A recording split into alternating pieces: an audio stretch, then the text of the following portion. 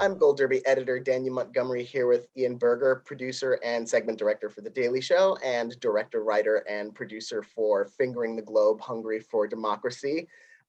First off, how did the idea to travel to Hungary for this initially arise? Well, Jordan and I will look at a map and then try to figure out where the show will pay for us to go, that we really want to go. You know, what's a place we haven't been to?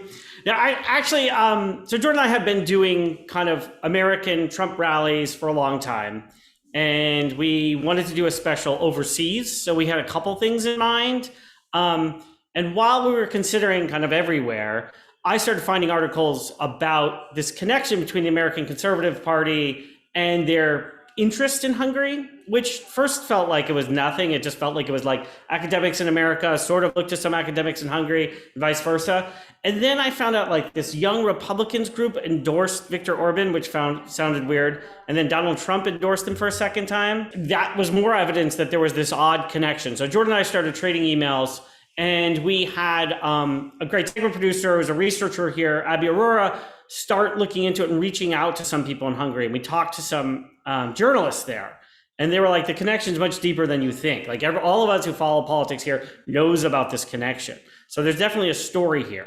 So then we're like, okay, and there's an election coming up. And then we found out that the American organization CPAC was planning to do an event there, which sounded really odd because why Budapest, Hungary? So then we knew we had enough stuff, and we started digging into the more specifics, and everything just kind of lined up that they were having an election. It was when we wanted to do our special, and there was going to be this CPAC event. So that's kind of how we got started. And The Daily Show and Jordan Klepper have gone to some risky places before, not least of which was the insurrection. Were there concerns traveling to a country with so little press freedom right now? Absolutely. And I mean, I think we were incredibly careful, and I would almost mock us for being so careful, but you can do it in hindsight because you're back safe in America. There were concerns because we had read about them spying on free press there and also following members of foreign press who'd landed there. But talking, as I said, our kind of first touch point is talking to journalists there about what their life is like and how this could work for us. And they said, well, you might get kind of watched. It would be nothing more than a little bit of harassment. There isn't like really a fear of being detained or anything. So that kind of gave us the green light. Now, obviously, with kind of some of the more hostile crowds we engage with in America, we were afraid that we may encounter that there, going to like the biggest Orban rally of the year. Now, when we went, unfortunately, it was not that case. People were fired up. They're Orban supporters. They believe in what he's saying. And when they see American media or talk to the American media, they were actually generally pretty friendly. They might despise our president, our current president, but nobody wanted to chase us off, which was great. Was that a significant difference from like going to a Trump rally? Does that tend to be a lot more hostile on average? Yeah, the thing, yes, absolutely. The thing that we find at Trump rallies is like they're hostile to the media no matter what that media is. They almost fire first and then ask questions later. They see a camera and they hate you. And so if you point a camera anywhere where there's kind of like, I say like, as long as there's too much space behind Jordan, that allows too many people to come into the background and try to disrupt what you're doing. So it's almost like this trade-off of like, you want things that look nice in the background and you want to have this depth of field, but you can't have too much of it because it invites too much mischief. So that's kind of how we function.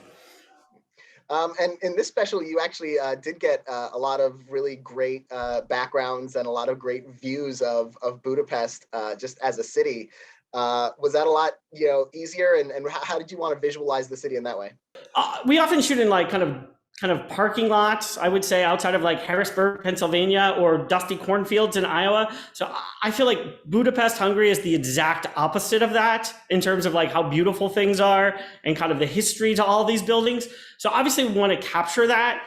Now, I will say, so you plan to shoot certain things in certain places. Obviously, we covered a big rally that you have to follow its route, but you stage interviews in certain places and you kind of go to the crowds in places that you think will provide this backdrop. But the city is just so stunning that you almost can't do wrong. Like, Like, thank you to the Hapsburgs for making such a production friendly city. Like, you kind of can't screw it up.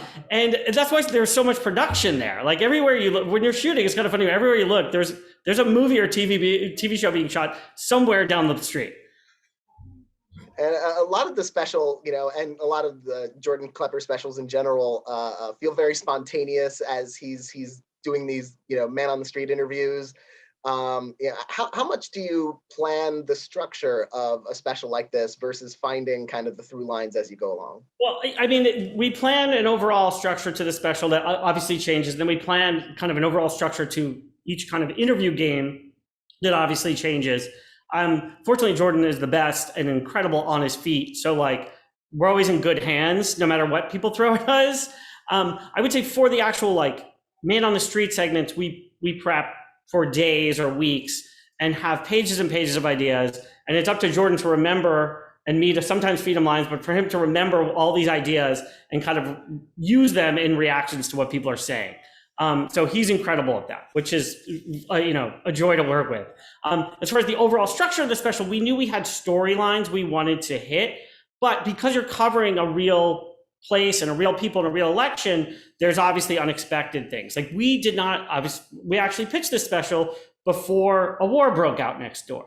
So that was not part of this at all. Like Hungary, like Orban's kind of chumminess with Putin was not in our special when we pitched it. And it became the big point that we wanted to make was that, is this a country that will maybe tack left now towards Western democracy, or are they just going to keep sailing right and kind of align themselves with whatever world Putin envisions for them? And unfortunately, that's where they went. So when we went, the war had broken out and we knew we were going to have to talk about it, but we weren't expecting so many people there to kind of be so dismissive of Putin's aggression and kind of blame Ukrainians and blame Americans for this.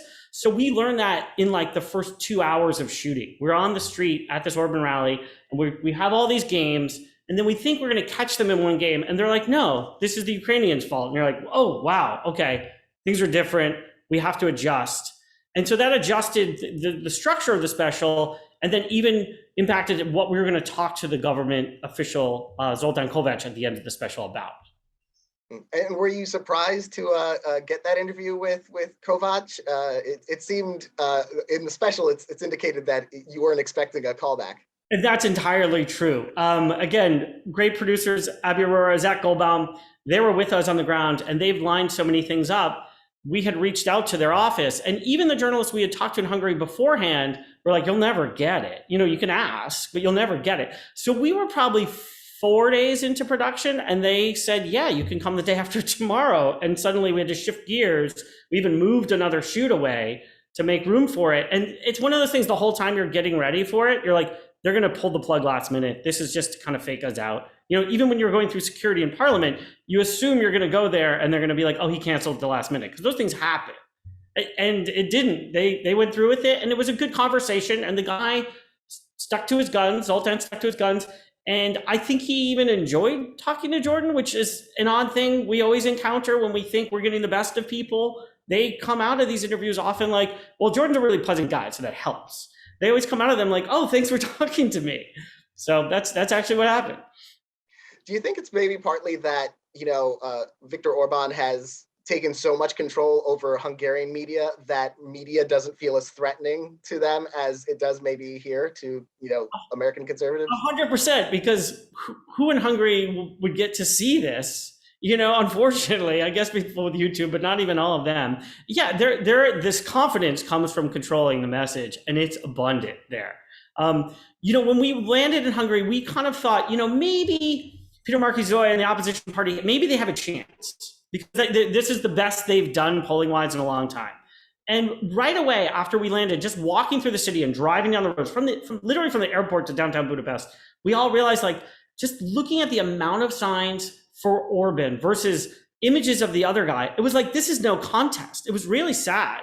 You're like, he controls the message on the ground 100%. Like every half a block is an image of Orban, and there was nothing about the other guy.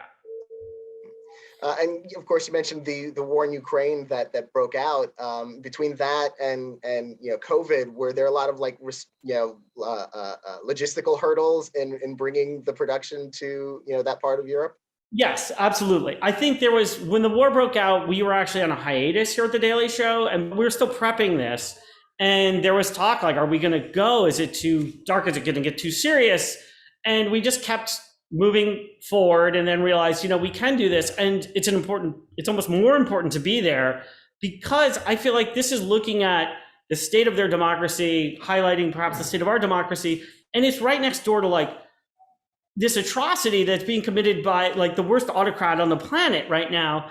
And their democracy was going into an election to decide whether they want to reelect a guy who's so chummy with that autocrat. It'd be like the stakes were heightened. And so I think we felt more compelled to go. Obviously, COVID was a concern. I would say that Jordan and I have been shooting his Jordan Figures the Pulse pieces almost throughout COVID.